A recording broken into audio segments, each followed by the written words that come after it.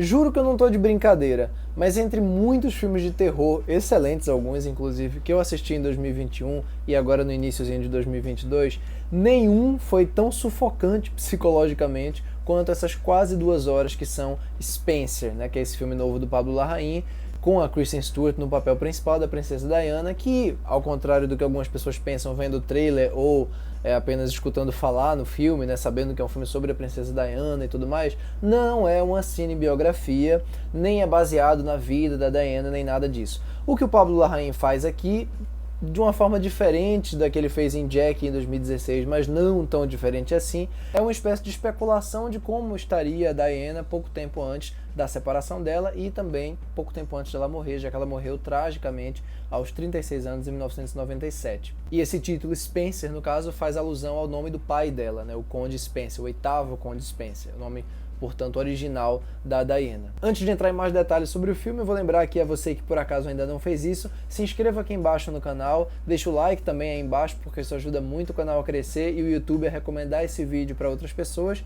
E claro, deixa o sininho das notificações sempre ativado, porque isso vai notificar você todas as vezes que a gente postar vídeos novos aqui.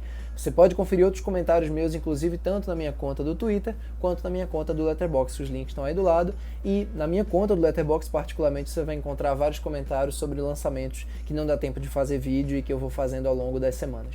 É bom lembrar que no Jack, em que a Natalie Portman interpretou a Jacqueline Kennedy, né, também em momentos ali turbulentos, sem ordem cronológica exata da morte do marido dela, antes e depois, a situação psicológica dela, a maneira de lidar com a mídia e tudo mais, já era um filme tremendamente sufocante e angustiante, né? Mas como você tinha uma descentralização maior da história, como você tinha uma quebra de ritmo maior, ele funcionava às vezes como um exercício contemplativo e de estudo de personagem em diferentes circunstâncias. Era uma espécie de mosaico que ia se formando, um mosaico barra quebra-cabeça dessa personagem. Enquanto aqui no Spencer você não tem nem mosaico, nem quebra-cabeça, nem dispersão de nada. Pelo contrário, você tem a concentração, o confinamento dessa personagem nesse cenário de maneira absolutamente opressiva. O tempo inteiro o Pablo Larraín está grudando a câmera na Diana. Aliás, quando ele não está grudando a câmera nela, ele está seguindo ela, né? Ela está andando por corredores e corredores e corredores e você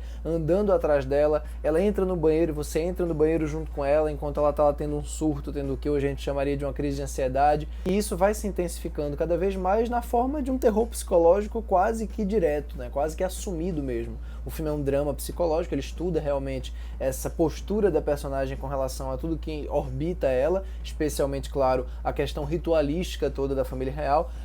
E na verdade o filme todo é em torno disso, é em torno dessa resistência dela, né, ao mesmo tempo que ela está se quebrando psicologicamente, ela está resistindo também a participar de certas coisas e às vezes parece que ela mesma não consegue, mesmo que alguma coisa dentro dela peça, né, para que ela faça ali alguma coisa, para que ela participe daquilo que é pedido a ela, daquilo que é exigido, uma outra parte não deixa. Tem um momento muito emblemático no filme, inclusive, em que um dos filhos dela bate na porta do banheiro e implora para que a mãe tente se controlar e desça para eles jantarem juntos, para chegarem antes da rainha. Eles têm tipo coisa de 10 minutos para chegar lá embaixo e ela não consegue, ela tá presa no banheiro, presa no próprio eu. E a maneira como o Pablo Larraín coloca a câmera na Diana, coloca a câmera na Kristen Stewart e faz com que ela seja, inclusive, comprimida pelos espaços em volta, é um negócio realmente muito impressionante e muito dolorido de assistir. O filme tem uma ou duas cenas, inclusive, em que isso parece estar se alongando mais do que o necessário, você tem a impressão de que ele está sendo sádico, e ele está.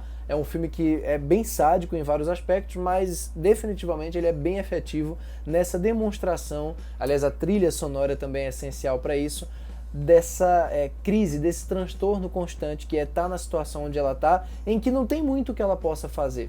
Aliás, isso é um paradoxo bem curioso que o filme trabalha com muita inteligência também, que é o seguinte: uma personagem que tem muito poder, que tem os luxos todos ao redor dela, que tem todos os empregados a serviço dela para a hora que ela quiser, que não tem que assumir necessariamente consequências diretas e práticas de algumas dessas ações ao longo do filme, mas que tem que encarar algo que pode ser muito pior, muito mais assustador e opressivo do que qualquer consequência prática, que são esses olhares constantes, são esses julgamentos constantes. A gente, ao longo do filme inteiro, mal vê a Diana interagir, aliás, a gente não vê mesmo ela interagindo de maneira normal com nenhum personagem da família real, praticamente, com exceção de uma cena com o Príncipe Charles, e todo o resto são interações dela com os filhos, interações dela com alguns dos empregados. 3 empregados dela vão ser muito importantes, inclusive, para isso. Um deles é a Sally Hawkins, uma interpretação muito sutil, muito singela e muito bonita também. E todo o resto parecem espectros fantasmagóricos. Embora a Diana seja, na verdade, a figura, o ser,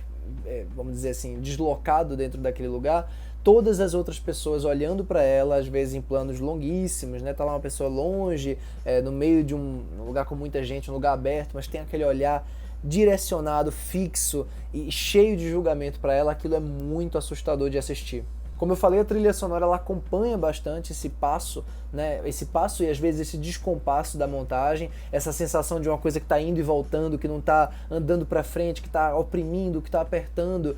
Mas mais do que isso, essa trilha não só acompanha, como também ajuda a criar tensão e criar angústia, mesmo nas cenas em que você acha que nada está acontecendo ou que nada vai acontecer. Então é uma sensação de aprisionamento muito bem trabalhada que, repito, é sádica, é assumidamente sádica e em alguns momentos no meio do filme começa a se perder um pouco também num sentimentalismo que eu acho que poderia ser um pouco reduzido. Às vezes eu acho que o filme precisava de uma certa praticidade. Praticidade não no sentido de uma objetividade narrativa, mas no sentido das coisas, nem que seja o sadismo dele, se desenrole de maneira mais franca. Às vezes ele trava um pouco num momento ou outro da relação da Diana com outros personagens, que eu acho que poderia ser um pouco mais cortado, que facilitaria inclusive o ritmo do filme a fluir melhor. Claro que toda essa opressão, toda essa sensação de aprisionamento é canalizada na interpretação muito precisa e muito inteligente da Kristen Stewart, que infelizmente vem perdendo muita força na temporada de premiações, né? Até um mês atrás ela era tida como a absoluta favorita, imbatível,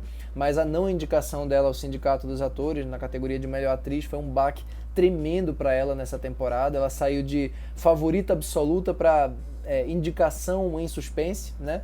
Mas independente do que vai acontecer com ela, não interessa. O trabalho dela é muito, muito bonito no filme. Não é o grande trabalho da carreira dela, ela tem outros trabalhos muito interessantes, além desse daqui, claro, mas é um trabalho que realmente, em que realmente tudo funciona, tudo opera para transformar esse terror da Diana em algo muito mais palpável do que teorizado. E ela, claro, é a principal responsável por isso. Então, a Kristen Stewart está de parabéns. O filme inteiro, na verdade, é muito competente em tudo isso. E eu acho que o Pablo Larraín, que é chileno, inclusive, o que é curioso, porque ele fez recentemente aí dois filmes icônicos sobre figuras históricas femininas dos Estados Unidos e agora da Inglaterra, entende muito mais sobre o terror psicológico dos olhares do que muitos filmes de horror propriamente que eu vi no cinema nos últimos anos.